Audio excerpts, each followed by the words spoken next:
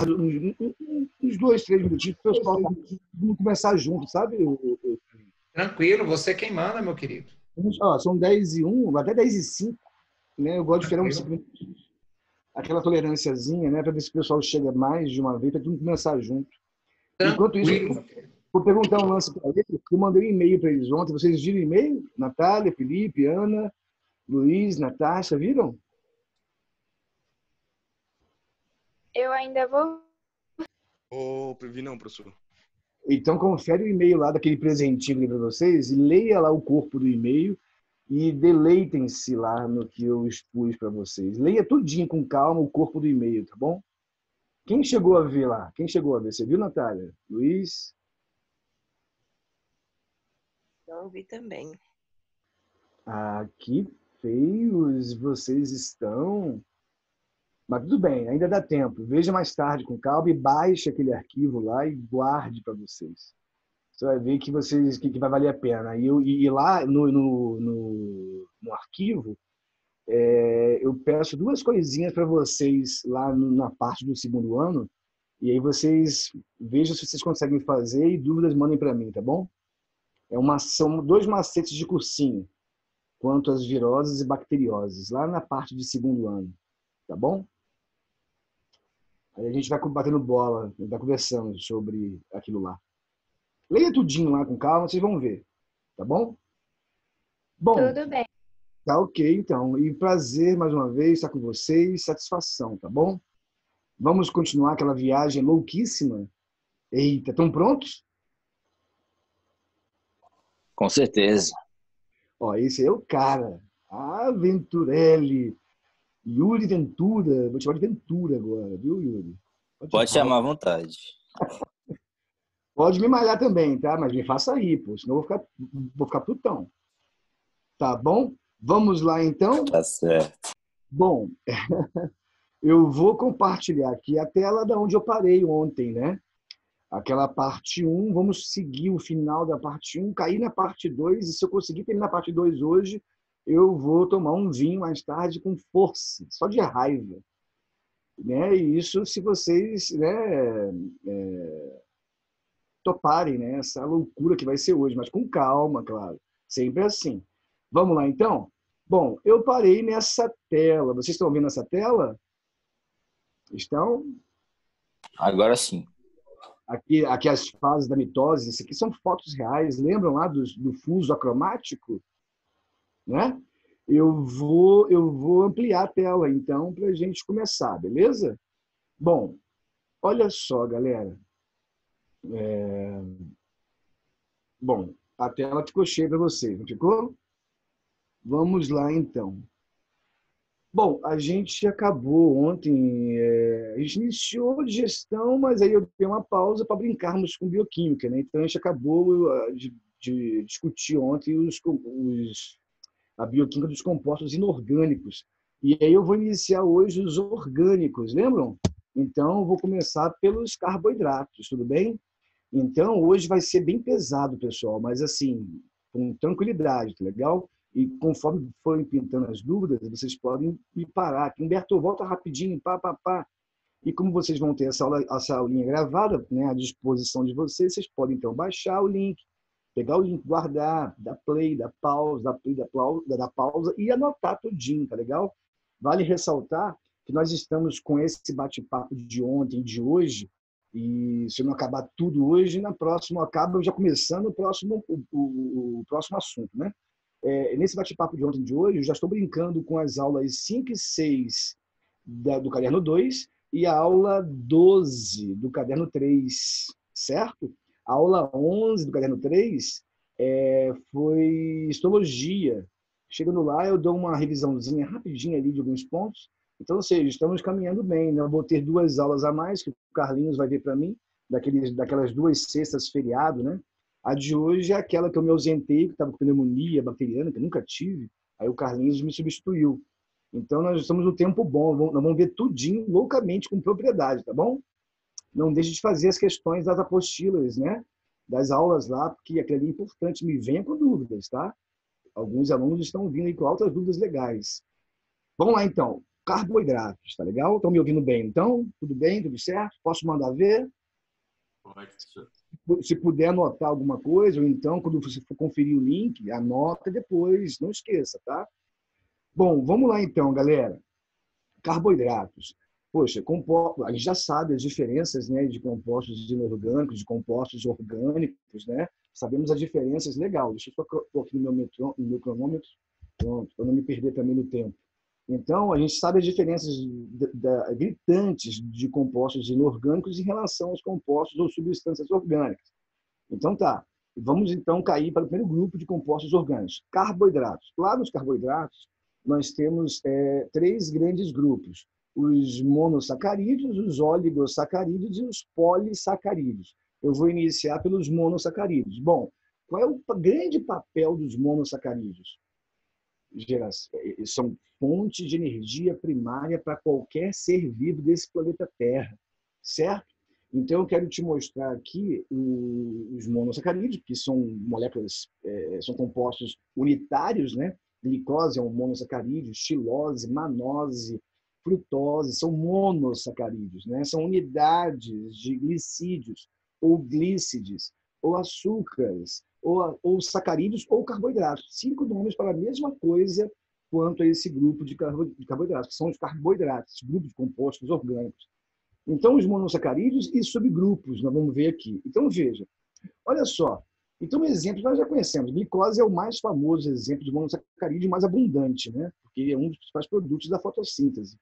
Então, os subgrupos de monossacarídeos têm o critério que a gente usa para classificar os monossacarídeos em subgrupos é o número de carbonos na cadeia central, que varia de 3 a 6. Olha só, por exemplo,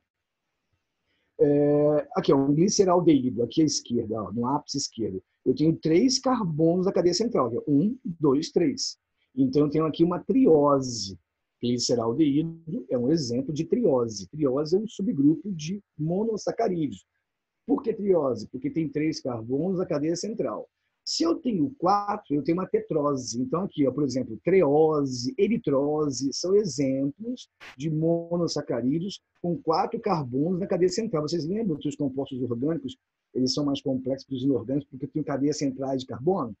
E aí eu posso ramificar a cadeia. Veja, então é um complexo composto. Tem muitas ligações, a energia está aqui guardada nas ligações químicas. Quando eu quebro a ligação, a energia é liberada para gerar trabalho, né? Então, tetrose é o quê? É um segundo subgrupo de monossacarídeos de acordo com o número de carbonos na cadeia central, que são 4. Aí eu tenho aqui, ó, com 5 carbonos, que vai de 3 a 6, né? São 4 subgrupos de monossacarídeos. Se eu tenho 5 carbonos na cadeia central, eu tenho, então, uma pentose. Opa! Pentose é um nome popular. Ele é um nome popular para nós. Na biologia, né, que é para quem está estudando aí no nível médio, vai para o nível superior, vou chamar atenção para as pentoses. Então, vamos lá. Ribose. Opa! Ribose é o monossacarídeo do RNA, ácido ribonucleico. Aqui não está destacado o açúcar, o monossacarídeo do DNA, que é a desoxirribose.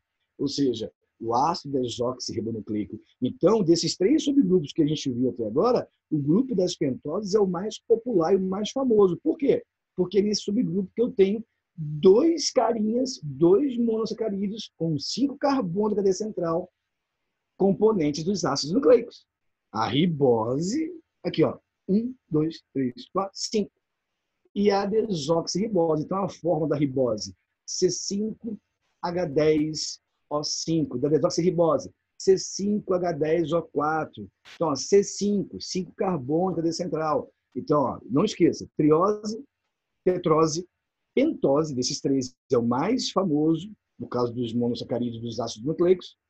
E aqui eu tenho as hexoses. Opa, esse 4º subgrupo também é importante. Por quê? É onde encontra a glicose, a frutose, entre outros monossacarídeos com 6 carbonos. Qual é a forma da glicose, por exemplo?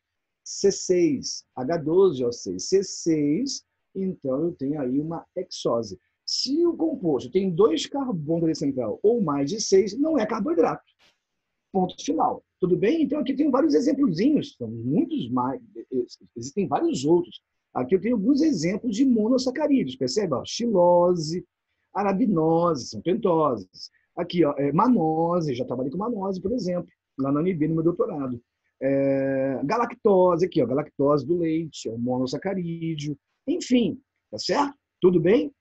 Triose, tetrose, pentose, hexose. Dos 4, quais são os mais interessantes? Pentoses e hexoses, beleza? Critério que eu uso para classificar os monossacarídeos em subgrupos: número de carbonos na cadeia central, que varia de 3 a 5. Perfeito? Esses são os monossacarídeos e seus subgrupos. Aqui também, bom, numa outra aulinha que eu tenho mais exemplos, mas aqui são alguns dos principais, existem vários outros. Vamos lá para os oligosacarídeos. O termo oligo significa poucos monossacarídeos ligados por uma ligação, que está aqui ela, ó, a ligação glicosídica. Eu tenho uma perguntinha para fazer para os senhores e senhoritas já, valendo meio ponto na média do bimestre. Eita porra, olha só. Oligosacarídeos, poucos monos ligados pela ligação glicosídica. Poucos quantos? De 2 a 10 monossacarídeos. Ou seja, se eu tenho 2 monos ligados pela ligação glicosídica, eu tenho um disacarídeo. Se eu tenho 3, eu tenho um trissacarídeo. 4, tetra, penta, hexa, hepta, octa, nona, decasacarídeos. Ou seja, de 2 a 10 monos ligados, eu tenho os subgrupos de oligosacarídeos. E desses subgrupos de oligosacarídeos, de 2 a 10 monos ligados, o mais famoso é o grupo dos disacarídeos. Por quê? Porque é onde eu tenho aqui a lactose, onde é glicose mais galactose, ou seja, 2 monos, esse sinal de mais, significa o quê? A ligação glicosídica. Maltose, que é glicose mais glicose, doce para dedéu. E a sacarose, nosso famoso açúcar de cozinha. Olha lá, glicose mais frutose. Então, os disacarídeos são os mais populares, os mais famosos e o que a gente mais usa no nosso dia a dia. Por isso é o subgrupo de oligosacarídeos mais popular. Beleza? Olha só agora, anote isso. Então, você sabe que o critério que eu uso para classificar os oligosacarídeos em subgrupos é o número de monossacarídeos ligados por ligações glicosídicas, que varia de 2 monos a 10. Beleza? Olha aqui a ligação glicosídica. Ela acontece, isso aqui já foi item de vestibulares várias vezes, tá? Olha só. Ela acontece entre o carbono 1 de um monossacarídeo, olha só, e o carbono 4 do monossacarídeo seguinte. Guarda essa informação, tá? Então, aqui eu tenho 6 carbonos, ó. 1, 2, 3, 4, 5, 6.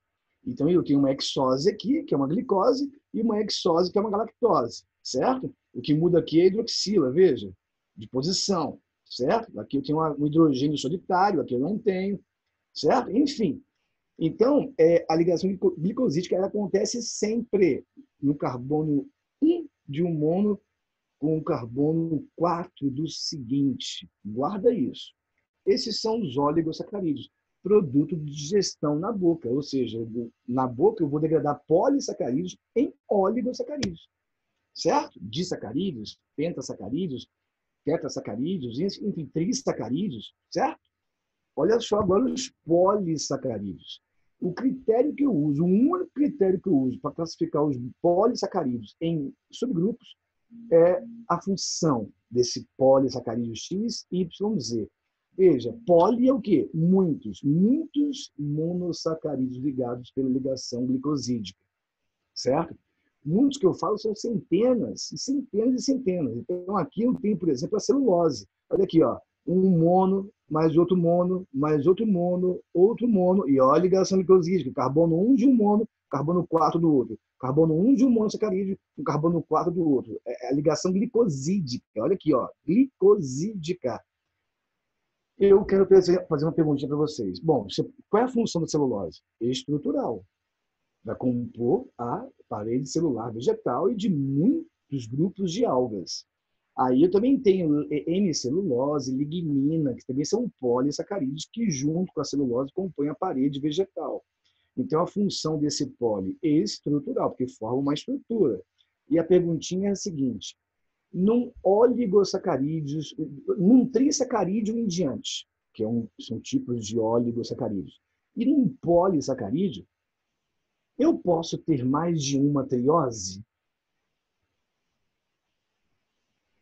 Nos oligosacarídeos de 3 monos em diante e nos polissacarídeos, eu posso ter mais de uma triose? Não, Por quê? não sei. Porque a triose não são 3 carbonos ali central? Não são 3 carbonos? São. Sim, Então, ou seja, num polissacarídeo ou num oligosacarídeo, eu posso ter uma triose, que é o primeiro integrante do polímero, porque a ligação glicosídica vai ser feita pelo carbono 1 dessa triose com o 4 do monossacarídeo seguinte, que não pode ser uma triose, porque não tem carbono 4. Concorda comigo? Faz sentido. sim, sim. Já foi item de vestibular, eles. Ok? Então, num oligosacarídeo, num polissacarídeo, eu posso ter triose. Uma, que é a primeira do polímero. Porque se ela for em segundo plano, terceiro lugar lá no polímero, não vai rolar a ligação glicosídica, porque a triose não tem carbono 4, só tem até o 3. Legal isso, né? Uma viagem, né? Tá legal? Então, eu tenho aqui a celulose, que é um polissacarídeo estrutural. Então, eu tenho 2 subgrupos só aqui nos polissacarídeos. Polissacarídeos estruturais, celulose é um exemplo, e polissacarídeos energéticos. Amido é um exemplo, que é a segunda e última fonte de energia vegetal. Glicogênio é um exemplo, que é a nossa terceira e última fonte de energia animal, que eu guardo muitão nos músculos e um pouquinho lá no fígado, para usar entre refeições. Beleza? Então, são só 2 subgrupos de polissacarídeos. Um subgrupo estrutural, outro subgrupo com função energética, de armazenamento. Amido, glicogênio. Bom, olha aqui, ó. Aqui eu tenho aqui a celulose de novo. Então, aqui mostrando aqui os monômeros unidos pela ligação glicosídica, que vai do carbono 1 de um e com o 4 do seguinte. Então, se aqui for a triose, a ligação não vai ser feita, porque não tem carbono 4 na triose. Então, fiquem ligados com isso, tá legal? Bom, ok os poli, ok os óligo, ok os mono, funções, subgrupos, critérios para gerar esses subgrupos, para classificá-los em subgrupos. Olha lá, tá bom? Dúvidas? Me venham com elas depois. Vamos para os lipídios, então. Tudo bem? Beleza? Bom, vamos para os lipídios. Beleza. Olha só, galera. Os lipídios, a função primordial dos lipídios é a geração de energia. É uma fonte energética, no nosso caso. Gordura, por exemplo. A gordura é uma fonte de energia secundária armazenada nos adipócitos, lá no tecido adiposo, que é um tipo de tecido conjuntivo, certo? Mas eu tenho alguns lipídios que podem formar também o quê? Estruturas, como os fosfolipídios. Então, veja, eu tenho grupos de lipídios, glicerídeos, por exemplo, aqui, ó, glicerídeos, os esteroides, enfim. O que vai diferenciar um lipídio do outro, já que todos eles são formados por glicerol e ácidos graxos? Então, glicerol é um tipo de álcool. Ácidos graxos é uma cadeia carbônica hidratada. Então, todos eles são formados por esses 2 tipos de moléculas, os lipídios. O que vai diferenciar um do outro? O número de glicerol, um ou mais gliceróis, e ligados a um glicerol ou a mais gliceróis, eu tenho 2 ou mais cadeias de ácidos graxos. E essas cadeias de ácidos graxos podem ter tamanhos diferentes e perfis diferentes, certo? Então, o que vai diferenciar o lipídio do outro é a quantidade de glicerol e ligado a ele ou a eles 2 ou mais cadeias de ácidos graxos com tamanhos diferentes e com perfis diferentes. Olha só isso aqui, ó. Por exemplo, aqui eu tenho glicerídeos. Eu tenho aqui um glicerol, e ligado a ele, aqui, ó, tá aqui o glicerol. Ligado a ele, eu tenho 1, 2, 3 cadeias de ácidos graxos. Perceba que essa cadeia aqui, ó, aqui à minha esquerda, à sua esquerda, ela é maior do que essa aqui da direita. Olha aqui, ó, essa é menor, essa é maior. E essa aqui tem dupla ligação covalente, ou seja, quebrando a cadeia. Ela não é mais retinha, ela é quebrada, certo? Então, ou seja, esses perfis é que fazem com que um lipídio seja diferente do outro. Quantidade de glicerol ligada a uma ou mais gliceróis, duas ou mais cadeias de ácidos graxos com tamanhos diferentes e com perfis diferentes. Ou seja, ela é quebradinha ou ela é retinha? Ela é maior? Ela é menor? Certo, rapaziada? E olha aqui à direita. Eu tenho aqui lipídios saturados e insaturados. Olha aqui, os óleos são saturados ou insaturados? Saturado. Os óleos são insaturados. Os saturados são aqueles lipídios que se solidificam, como, por exemplo, as margarinas, as manteigas. Então, aqui eu tenho lipídio saturado. Aqui eu tenho lipídio insaturado. Então, veja, qual é o mais benéfico? O insaturado. O menos benéfico, mais maléfico é o saturado. Aí, veja, eu estava uma vez no espoleto, estava na fila do espoleto. Aí tinha uma moça na minha frente. Uma moça bonita. Eu falei, poxa, que mulher bonita. Fiquei ali, observando, tranquilo. Aí chegou a vez dela. Aí a mocinha lá de dentro do espoleto falou assim, senhorita, a senhorita quer aqui com manteiga ou com azeite extra virgem, né, na frigideira? Aí ela, eu quero com azeite. Eu falei, pô, essa aí sabe o que tá, né? Essa aí parece que conhece o assunto. Aí ela foi e falou, eu quero no azeite porque é mais saudável. Aí eu falei, puta merda, ela vinha bem. Ou seja, parei de olhar, virei de costas e puto. E quando você submete um lipídio insaturado a temperaturas altas, ele torna-se saturado.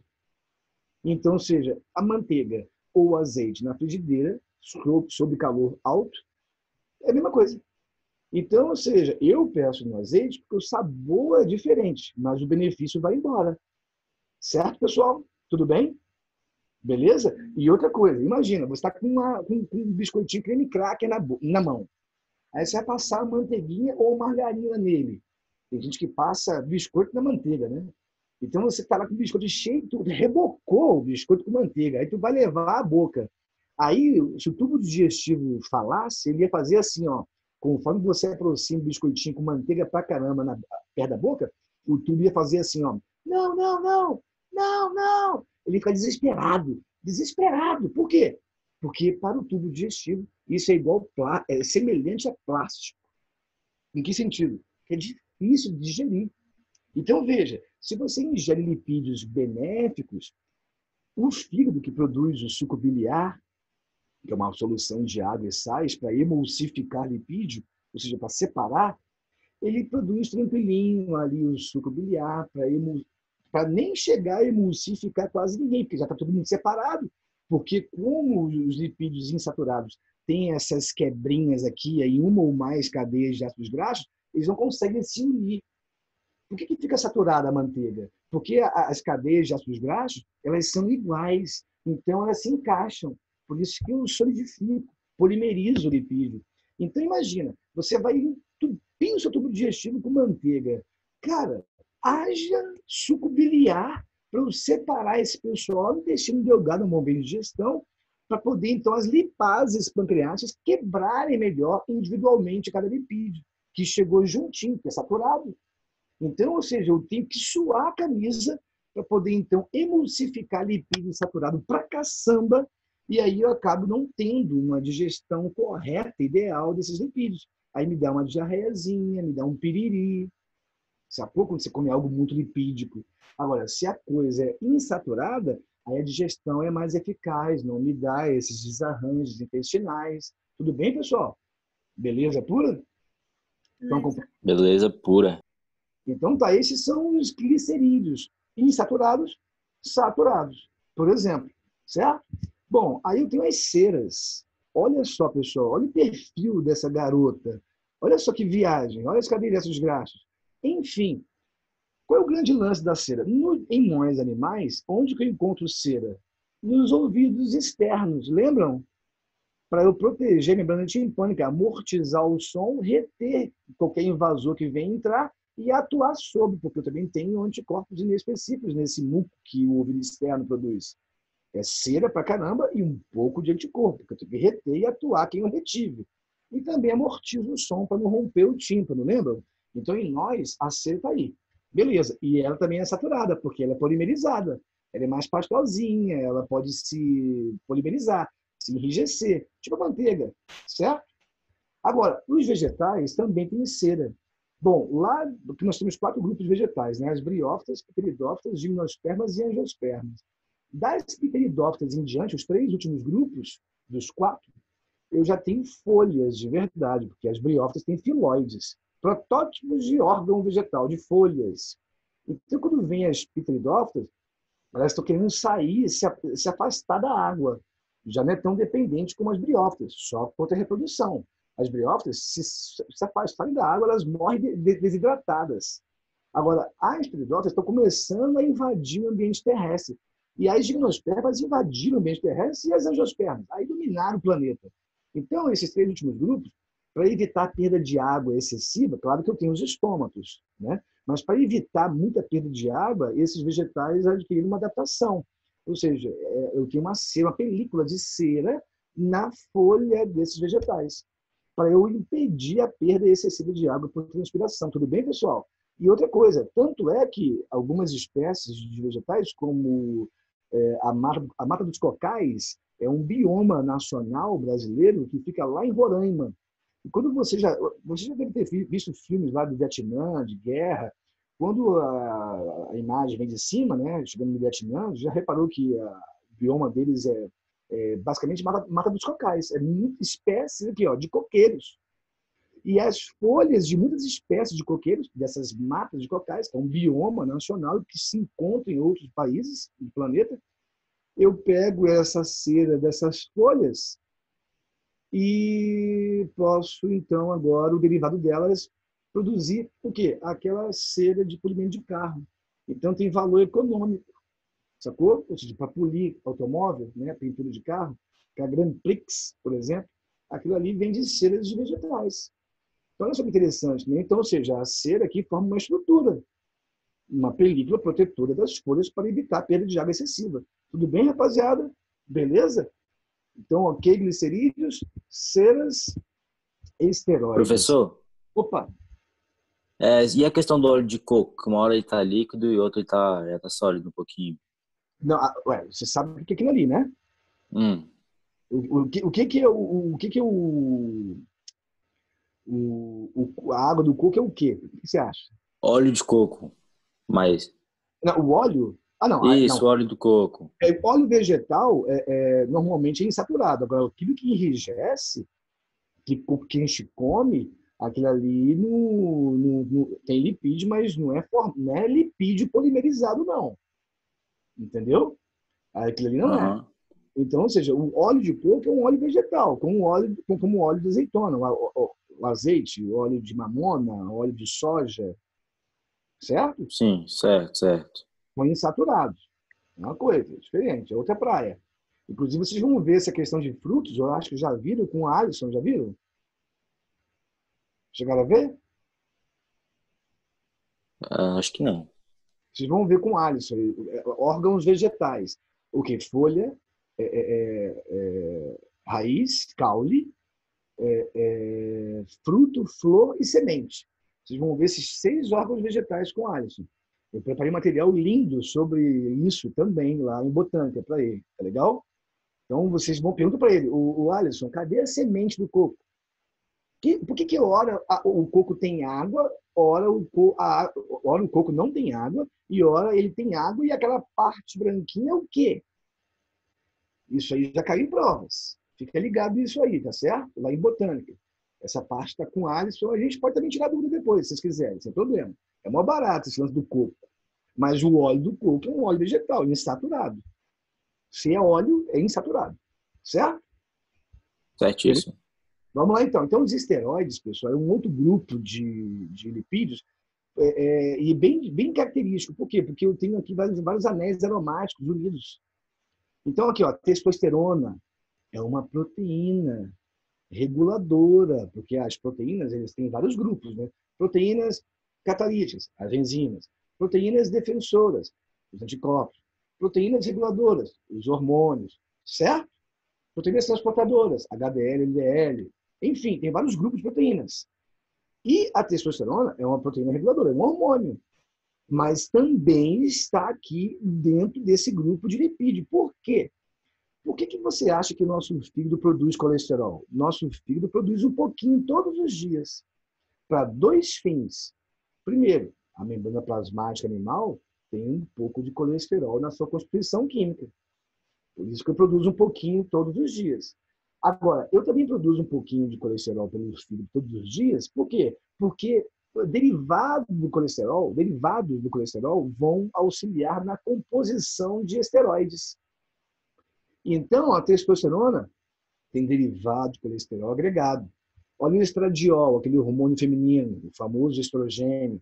Olha aqui, deixa eu ver, cortisol e aldosterona, lá das adrenais.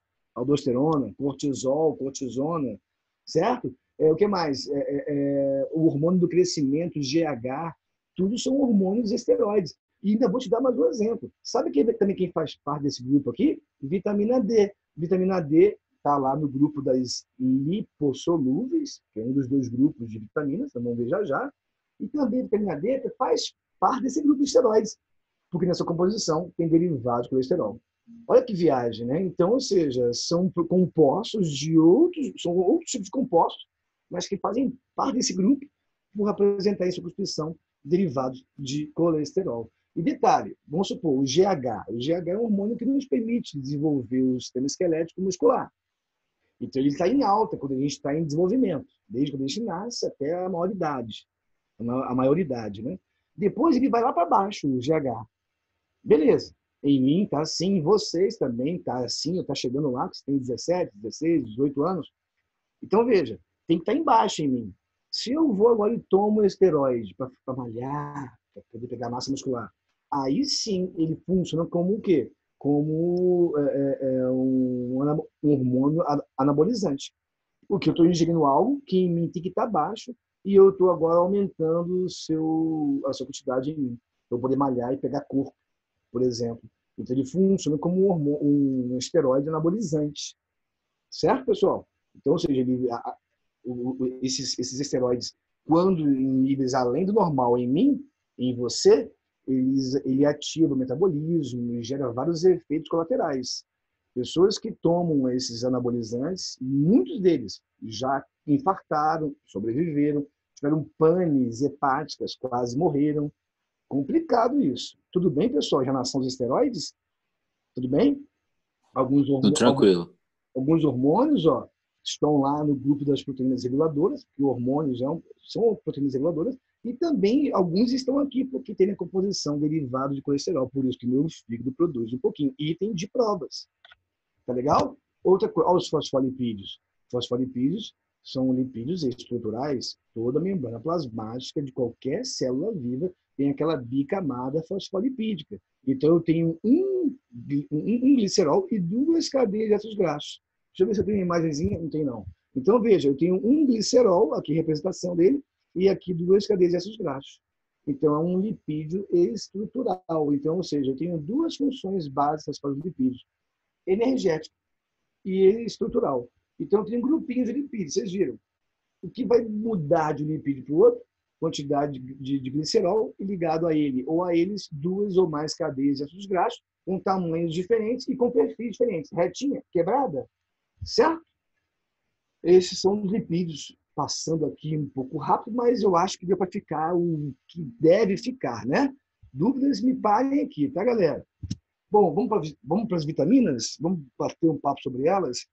Olha só, eu vou quebrar um tabu agora. Nenhuma vitamina que se preze nessa vida o ser humano produz. O que acontece, a gente reconstrói aquelas que a gente ingere pela dieta.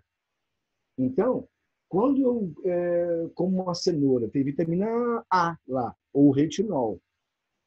Ele é uma macromolécula, porque é um composto orgânico. Eu tenho que degradar essa vitamina A, ou retinol, e aí eu deixo ela inativa, degradada. Ou seja, na forma de provitamina A. Então, veja, As vitaminas eu adquiro na forma inativa, porque eu inativo elas na digestão, quando eu vou atuar sobre elas com algumas enzimas lá do intestino, vamos ver depois, né, que vem dos alimentos que a gente ingere. Chupei uma laranja, tem vitamina C, ou ácido ascórbico. Eu quero absorver, eu preciso. Vamos ver agora por que eu preciso das vitaminas. Eu preciso, só que eu tenho que degradá-las. Então, eu degrado as vitaminas, torno elas provitaminas, e aí eu posso absorver, são menores. Aí, no meu organismo, eu reconstruo. Tá? Vamos chegar na vitamina D em relação ao sol. Nossa, as pessoas falam tanta besteira. Então, vamos viajar aqui, legal. Olha só. Vitaminas. Nós temos 2 grupos de vitaminas. E o critério para eu classificá-las em 2 grupos é solubilidade. Se é solúvel, polar, ou se é insolúvel, apolar.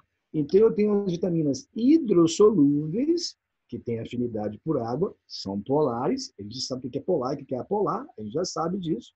E as vitaminas lipossolúveis, aquelas que só têm afinidade com aquilo que é apolar. Então, veja, a maioria das vitaminas, a maioria, está aonde? Nesse grupo das hidro. Então, todas aquelas do complexo B, além da vitamina C. Então, a B1, B2, B12, enfim, a todas do complexo B. E a vitamina C, certo? E as lipossolúveis, são só 4. A, D, E, K. A, D, E, K. Então, veja, a maioria está aqui. Então, eu tenho aqui as hidro e aqui as lipossolúveis. Então, o que cai em provas? 4 dessas todas as vitaminas que estão aqui listadas. Quais são essas 4?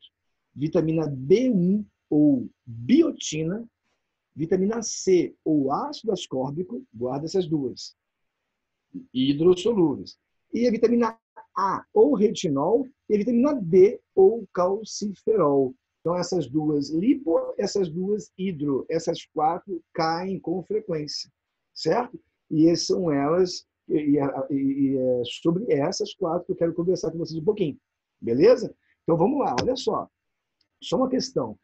Vitamina D, por exemplo, fonte de vitamina D, ovos, leite, derivados. Quando eu ingiro vitamina D, eu ingiro ela inativada, na forma de provitamina D. Aí, a vitamina D, lembra que ela vai atuar lá na ativação da calcitonina, que é um dos 3 hormônios da tireoide, lembram disso? Para manter a densidade óssea, para que não tenha osteopenia. Não esqueçam, naquela linha de histologia, lembra? De endócrino, perdão. Então, veja só, eu tenho que reconstruir a vitamina D, parte dela é no sangue reconstruída e parte nas células dos melanócitos, células da pele que produzem melanina, que me dá cor à pele. Olha só. Então, veja, eu tenho que reativar essa vitamina. Como que ela é reativada, reconstruída de fato?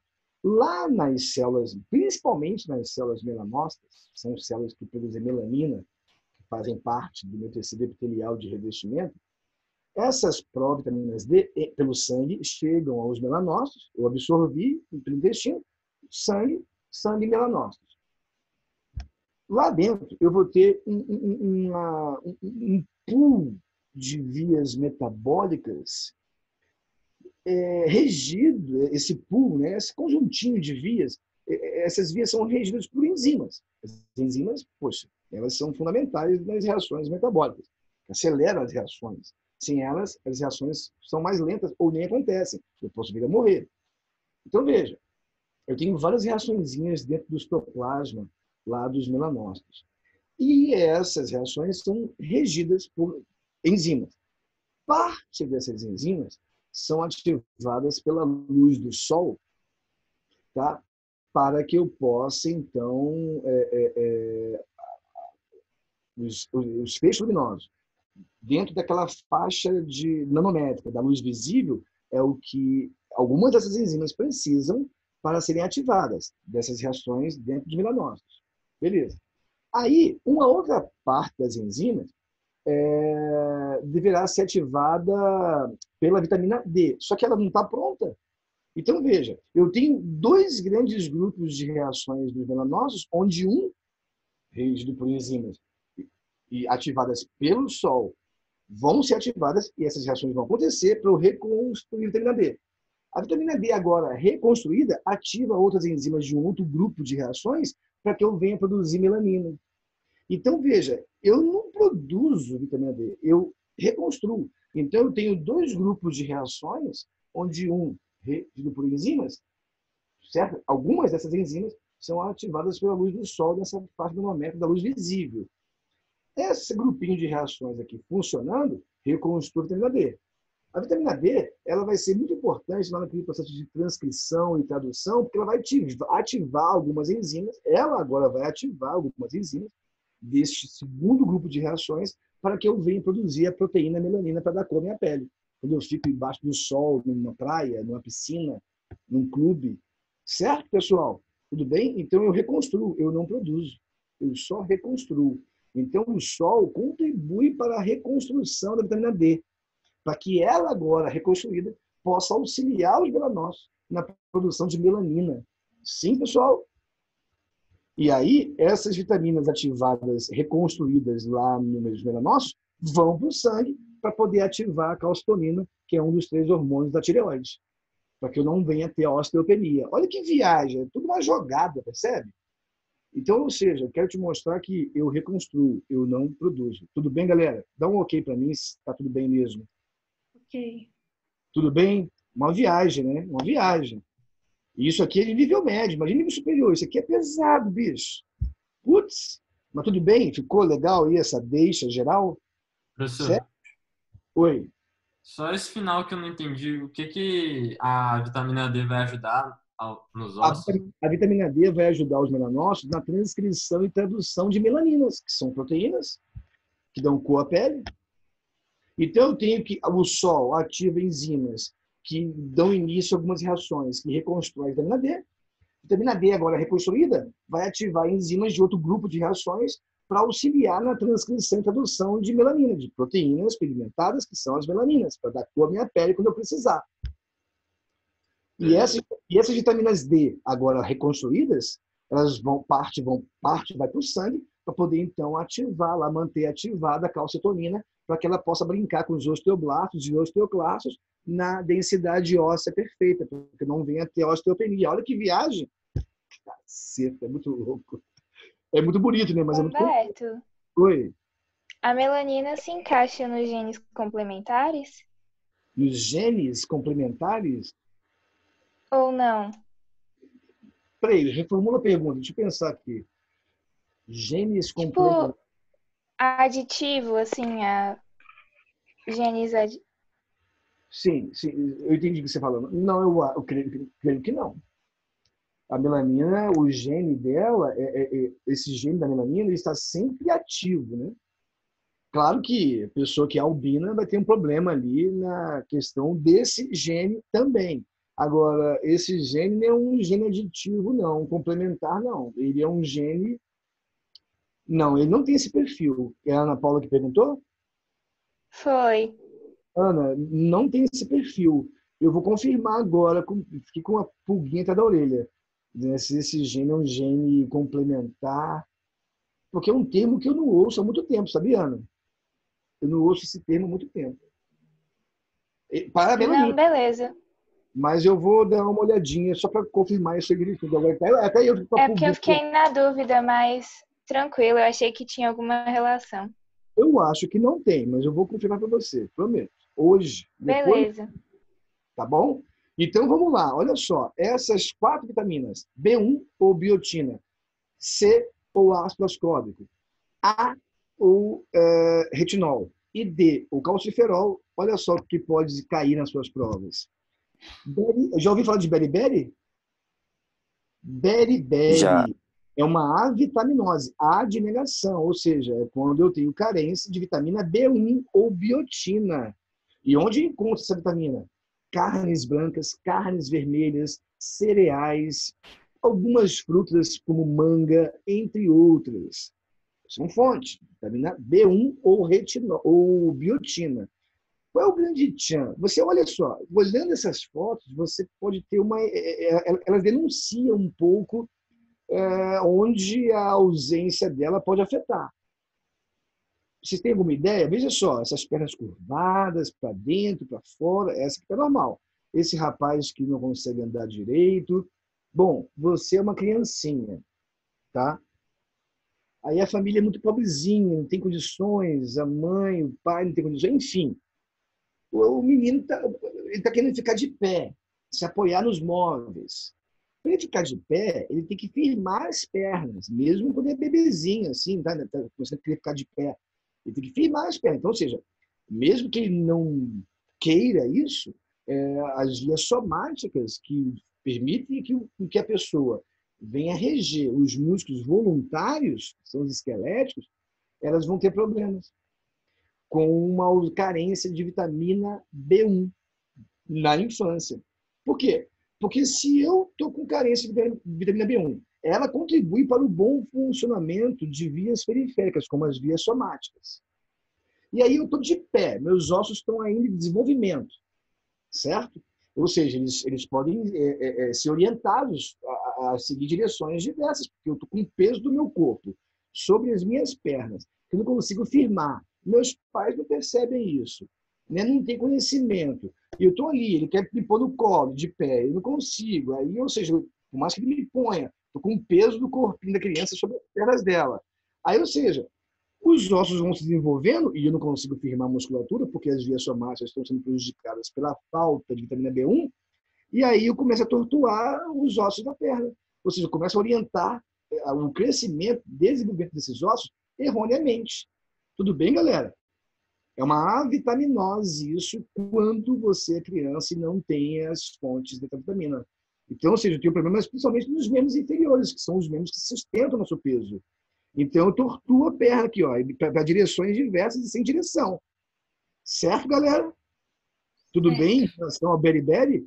Beriberi é isso, é uma avitaminose, carência de vitamina B1, que auxilia no bom funcionamento do sistema nervoso periférico. E, principalmente, o somático é afetado, porque eu vou precisar firmar os músculos, contrair os músculos para firmar as pernas e ficar de pé. Eu não consigo fazer isso, então minha perninha que está em desenvolvimento, ela começa a ficar tortuosa. Eu vou crescendo com o meu peso sobre as pernas que não se firmam, e aí eu vou orientando os ossos da minha perna para seguir direções que só a Deus quer. Certo? Esse é o beriberi. Olha aqui, ó, escorbuto. Credo, que boca. Você tem coragem, Ana Paula, de beijar uma boca dessa? Ana, tem coragem? Não. Quem merece, né? Pessoal, o que é o escorbuto?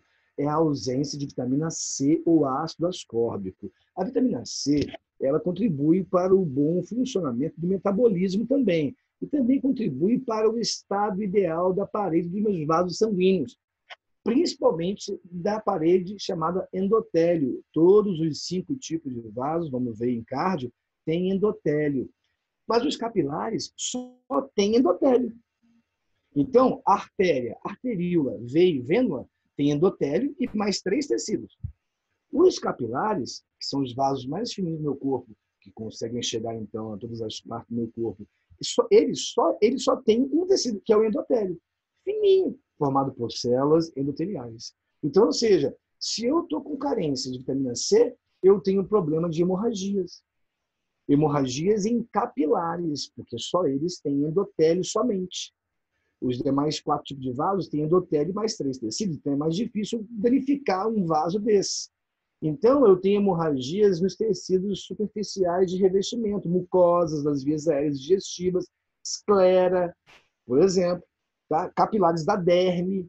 Então, quando eu tenho essas hemorragias por rompimento do endotélio, dos capilares, poxa, eu posso ter aí acesso à minha corrente sanguínea, as bactérias que vivem na minha boca, algumas espécies de bactérias aeróbicas e algumas anaeróbicas, passam a ter acesso à minha circulação. Inclusive, pessoas que têm escorbuto podem vir a infartar. Por quê? Porque as bactérias que vivem na minha boca não podem cair na minha corrente sanguínea. Porque elas podem, então, enrijecer com a circulação, chegar ao meu coração e enrijecer as minhas 2 válvulas cardíacas, a bicúspide e a tricúspide. Então, eu posso ter problemas cardíacos e vir a falecer por conta de uma hemorragia por escorbuto nas minhas gengivas da boca. Além dessa questão de infecção braba, queda dentária, Aqui, ó, retração gengival, tá vendo? Inflamação, sangramentos. E esse sangramento que vai proporcionar a chegada dessas bactérias na minha corrente sanguínea. Se isso acontecer, eu posso falecer por problemas cardíacos. Olha que coisa louca. E qual é a fonte que nós temos de vitamina C? Quais são as fontes? Frutas cítricas, alguns vegetais de cor verde escuro, como, por exemplo, espinafre. Manga também tem vitamina C, que não é cítrico de fato. Certo, galera? O escorbuto tem esse perfil, principalmente aqui, visivelmente, principalmente na boca, porque eu tenho gengivite, tenho inflamação, sangramentos, e eu tenho infecções por consequência de não tratar isso. Certo, galera? É uma avitaminose por falta de vitamina C ou ácido ascórbico, por isso escorbuto, o nome da avitaminose. A de negação, tá legal? Ufa, vamos lá.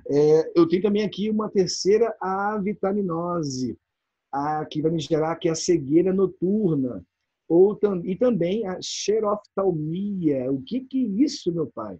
Gente, vocês lembram lá em visão que o tipo de célula mais abundante da retina não são os bastonetes, que me fazem enxergar à noite? Se eu tenho dificuldade de enxergar algo legal à noite, eu preciso de células, muito mais tipos de células que me permitem ver algo à noite. Por isso que a retina, lá no fundo do olho, né, aquele tecido cheio de cônios e bastonetes, a retina tem mais bastonetes. Só na fóvea, que me dá o foco, é que eu tenho mais cônios. Então, veja, por que a cegueira noturna? Porque olha só, os cônios e bastonetes, veja só, de fato, não são as células cônios e bastonetes que são excitadas, ativadas, estimuladas pela luz, não.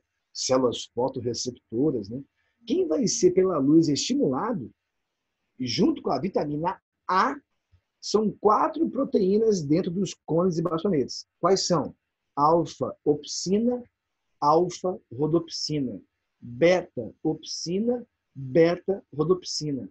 Essas 4 proteínas, dentro das células cônios e bastonetes, é quem serão estimuladas pela luz visível naquela faixa nanômetro de 400 a 700 nanômetros. Essas proteínas, quando são pela luz artificial ou natural ativadas, nessas faixas nanométricas, elas vão gerar reações dentro dos cônios e bastonetes. Reações que vão gerar produtos. E esses produtos é quem vão estimular os ramos do nervo óptico para eu levar a informação do que eu estou vendo para o sistema nervoso central, lá para o córtex visual do lobo occipital. Então, perceba, para que essas proteínas, alfa e beta, opsinas e rodopsinas, atuem, eu preciso da luz, mas não só, e vitamina A. Se eu tenho luz, não tenho vitamina A, porque minha dieta é carente de vitamina A, vitamina A, o retinol, né? Eu vou ter cegueira noturna em princípio. Por que cegueira noturna? Porque eu tenho muito mais na retina células bastonetes. Eu vou ter cegueira diurna? Eu vou ficar cego? Vou. Uma hora eu vou. Mas inicialmente eu tenho problema de visão durante a noite, porque o que mais tem na retina são células que me ajudam a ver algo à noite, são os bastonetes. Tudo bem, pessoal?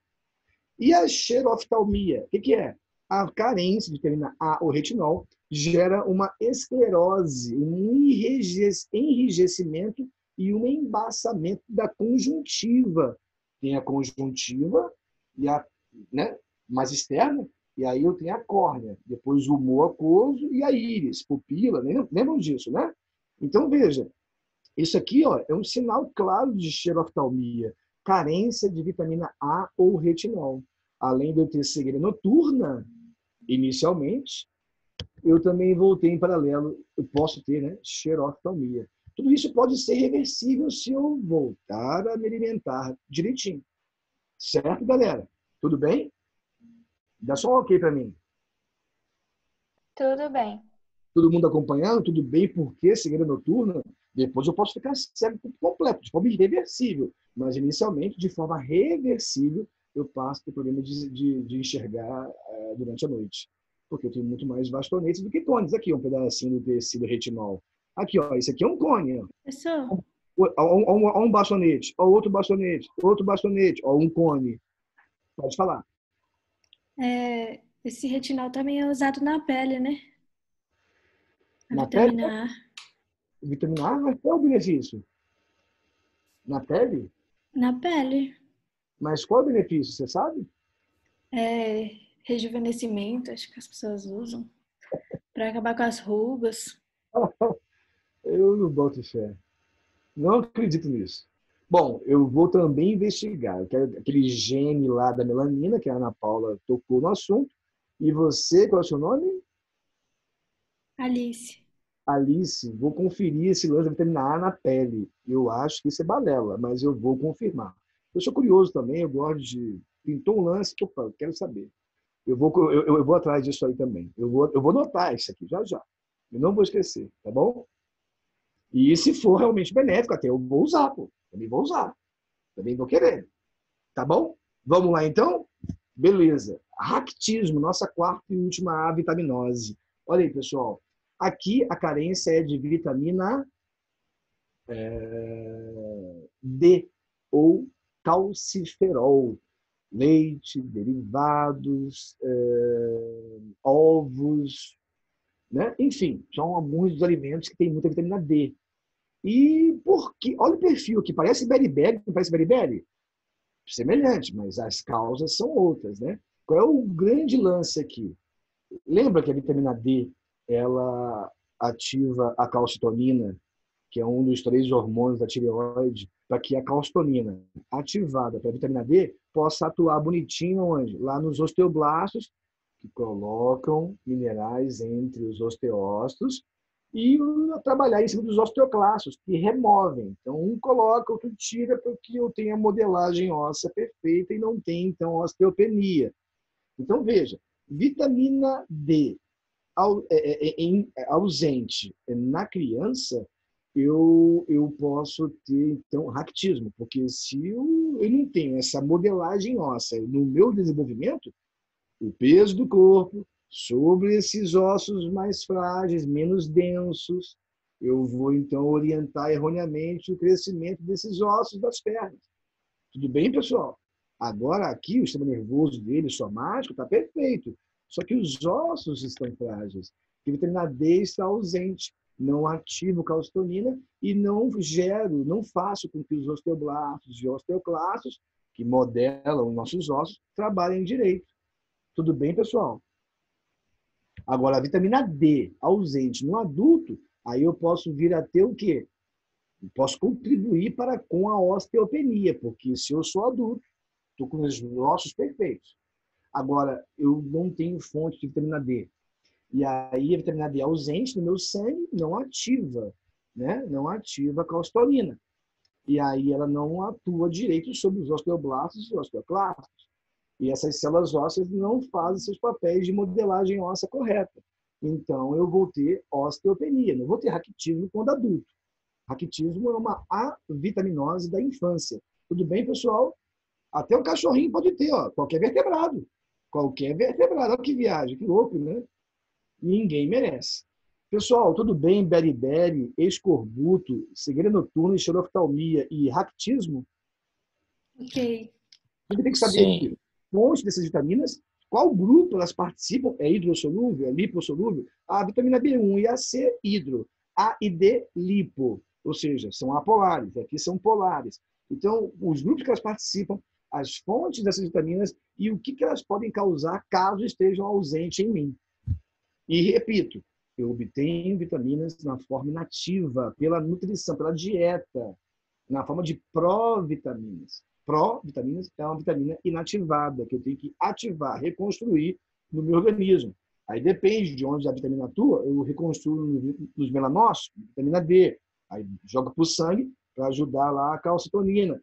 A vitamina C, que controla o metabolismo também, além de manter os vasos, né, tudo bonitinho. No sangue que ela é reativada, reconstruída, e aí por diante. Tudo bem? Bom, Então, a diferença do raquitismo e beriberi seriam nas vias somáticas? o beriberi é um problema de funcionamento das vias somáticas, né? A criança quer ficar de pé, mas não consegue firmar a musculatura para firmar as pernas, certo? Agora, o raquitismo, está tudo perfeito, o sistema nervoso somático dessa pessoinha. Só que os ossos estão frágeis, então ela está em desenvolvimento. Então, o peso do corpo no osso frágil orienta o crescimento do osso, né, para direções, sabe lá Deus quais. Tudo bem? Entendi. Beleza, gente? Por favor, se caso algo passou batido, anota e venha com as dúvidas por e-mail. Mas manda e-mail para mim, não esquece não. Eu gosto tanto de receber e-mail de vocês.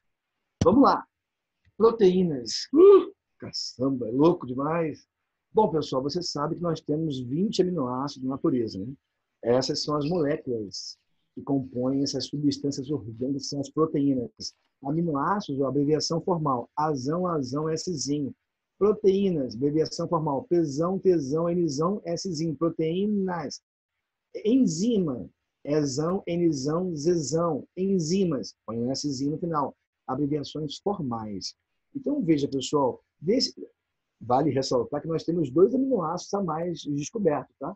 Eles estão sendo estudados já há alguns anos pela UNB, pela USP de São Paulo. Então, são 22. Não são 20 só, mas para efeito de nível médio, são só 20 que constroem as proteínas, né? Então, veja, desses 20, a metade são aqueles não essenciais. Por quê? São os naturais, porque eu produzo. E a outra metade são os essenciais, aqueles que eu não produzo, então eu tenho que obter pela dieta. Tá legal? Então, eu tenho os não essenciais ou naturais, os que eu produzo, e tenho aqueles essenciais ou não naturais, os que eu tenho que obter pela dieta, porque eu não produzo. Certo? Bom, vamos lá. Olha só, galera. Nós temos aí grupos de aminoácidos. E qual é o critério? Quais são os critérios que eu vou usar para classificar os aminoácidos em grupos? Por exemplo, aminoácidos não polares. Ué, não polares? São os apolares, não é isso? Então, veja. Então, o critério aqui é a questão da apolaridade. Não tem afinidade com água. Olha aqui os polares. Têm afinidade com água. Eu não tenho que decorar isso não, porque ninguém aqui é bioquímico, ninguém aqui é doido ainda, certo?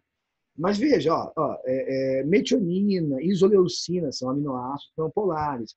Aqui, ó, treonina, serina, prolina do cabelo, tem muito do cabelo. Quem tem cabelo liso tem menos prolina. Quem tem cabelo mais ondulado tem mais prolina, porque quebra, cadeia. Vamos ver isso aqui agora. Está acabando o nosso tempo, mas eu vou chegar até certo ponto. Vamos lá. Então, eu tenho um grupo de aminoácidos. Aqui, ó, outro. Aminoácidos aromáticos, com anéis aromáticos. Aminoácidos mais positivamente carregados, mais negativamente carregados. Então, eu tenho perfis. Guarde isso. Aí, veja. Os aminoácidos são aqueles que vão compor as proteínas. Então, pô, todas as proteínas, no mínimo, têm aminoácidos. Pra caramba, são polipeptídeos. Muitos. Peptídeos. Aminoácidos ligados por ligações peptídicas. Certo? Então, veja só. O que diferencia uma da outra? O que diferencia uma proteína da outra? Já que elas são formadas por aminoácidos. Veja, a sequência de aminoácidos, eu tenho a proteína A e B. Vamos supor, A tem 10 aminoácidos, a B tem 10. Quanto à quantidade, as duas são iguais. Eu não sei se a A e a B são diferentes, são iguais. Agora, o que vai diferenciar uma da outra?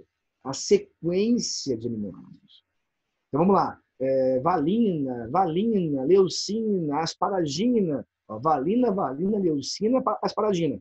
A outra proteína tem valina, asparagina, leucina. Opa, mudou a sequência.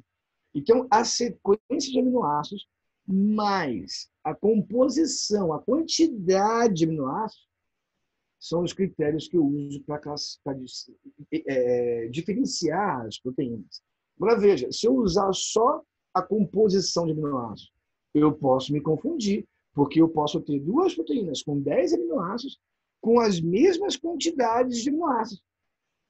Se for só pela quantidade de composição, eu posso não conseguir diferenciar uma da outra, mas pela sequência eu sempre vou conseguir diferenciar uma proteína da outra, seja um hormônio, seja um anticorpo, seja uma enzima, certo, galera? Então, a sequência é o critério fiel que eu consigo diferenciar uma proteína da outra. Agora, se eu usar só a composição, a quantidade de cada aminoácido, isso pode me dar um falso resultado. Eu posso não conseguir diferenciar uma da outra, a A da B. Tá legal? Então, veja só. eu formar uma proteína, eu preciso de ligar os aminoácidos, certo, galera? Gente, eu vou acabar já já, tá? Prometo, rapidinho. Para eu poder, então, formar uma proteína, um polipeptídeo, eu tenho que unir aminoácidos. E a ligação que vai me permitir isso é a ligação peptídica. Então, veja só. Se eu pegar cada um desses carinhas aqui, ó, veja só, repare aqui, ó. Tá vendo essa parte rosinha aqui, ó, achurada? É a parte diferente, é a porção química de um aminoácido diferente um do outro, que difere um do outro. Pode reparar que isso aqui, ó, aqui, ó, repare, é igual a isso, é igual a isso, é igual, aqui, ó, igual, ali, ó, igual. Estão reparando que todos os aminoácidos têm uma porção comum?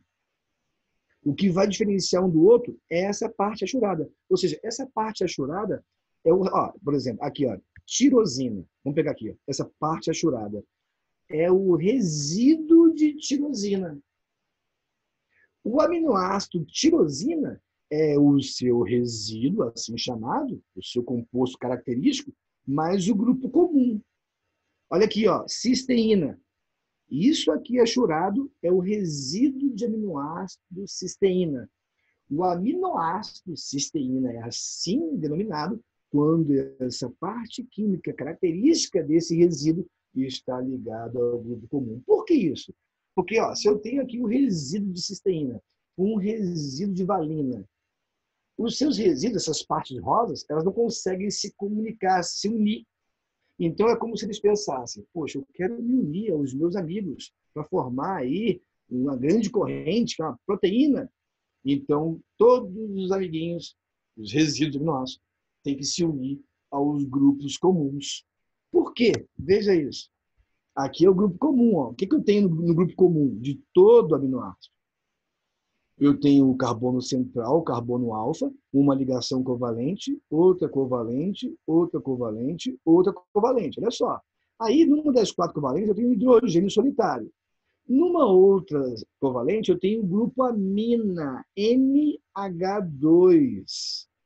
Numa terceira covalente, eu tenho o grupo carboxila, COOH. E numa quarta covalente, eu tenho o radical substitutivo, é um símbolo, aqui não existe nada. O que vai estar aqui? O resíduo de cisteína, o resíduo de valina. Então, o resíduo aqui no radical, junto com o grupo comum, eu tenho um aminoácido de fato. Por que isso é assim? Tem que ser assim? Porque esse aminoácido cisteína e essa valina só vão se unir porque eu preciso reagir o grupo carboxila com o grupo amina do outro. O grupo carboxila de um aminoácido com o grupo amina do outro. Ou seja, eu tiro um OH desse grupo carboxila, tiro um dos dois Hs do grupo amina, ó, saiu uma moléculazinha de, aqui, ó, de água. Percebem? E aí eu formei a ligação peptídica. Então, eu uni esse cara a esse. Então, a ligação peptídica acontece entre o grupo amina de um aminoácido com o grupo carboxila do outro. Por isso que todos os aminoácidos têm mesmo grupo comum. Porque esse grupo comum, eu tenho o grupo carboxila e o grupo amina. Certo? Então, dessa forma, eu consigo ligar um aminoácido ao outro. Isso aqui é uma perguntinha para os senhores. É uma reação de hidratação ou uma reação de desidratação? Desidratação.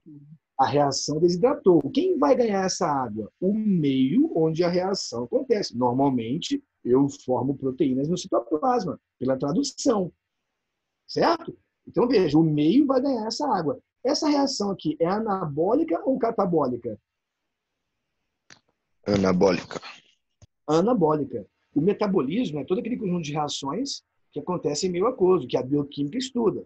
Parte do metabolismo, eu tenho reações anabólicas, que produzem compostos, e outra parte, reações catabólicas, que degradam. Nosso corpo faz isso, produz e degrada o tempo inteiro. Então, veja, isso aqui é uma reação anabólica, eu estou compondo um composto mais complexo, e aí toda reação anabólica é uma reação de desidratação. Agora, quando eu quebro a ligação peptídica para gerar 2 aminoácidos livres, essa aguinha tem que voltar para de onde saiu, ó. Os átomos, né, dessa moléculazinha de água. Então, o catabolismo, as vias catabólicas são reações de hidratação. Quem perde água, então, agora, o meio onde a reação acontece. Tudo bem, pessoal? Eu vou parar por aqui, então. Senão o Carlinhos vai me bater. Faltou eu falar de estruturas conformacionais de proteínas e 2 lembretes. Ó. Atenção, esquece não. E anticorpos. Para eu falar de DNA, que não vai ser demorado. E aí eu caio para digestão. E aí a gente vai fechar isso na próxima aula, com certeza. Vai ser paulada a próxima aula. Parte 3 virá então. Tá legal, pessoal? Bioquímica e digestão humana. Eu parei aqui, ó. Estruturas tridimensionais em proteínas. Vocês não podem, para entender isso, olha só, para entender isso aqui, você tem que lembrar que os aminoácidos têm perfis diferentes, certo? Isso vai ser muito importante. Pessoal, tudo bem até aqui, galera? Tudo na paz? Tudo bem.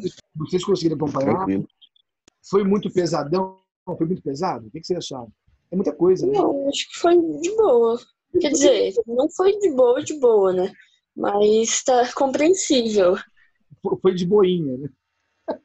Foi um de boa. Só de boa. Assim, não foi suave, mas também não foi pesadão. Deu para acompanhar legal, não deu? Deu sim. E aí, com esse link gravado que vocês vão ter acesso, dá para vocês então pararem, pausar, play, pausa, play, para anotar direitinho, sacou? Esse é o grande lance. Se você faz isso,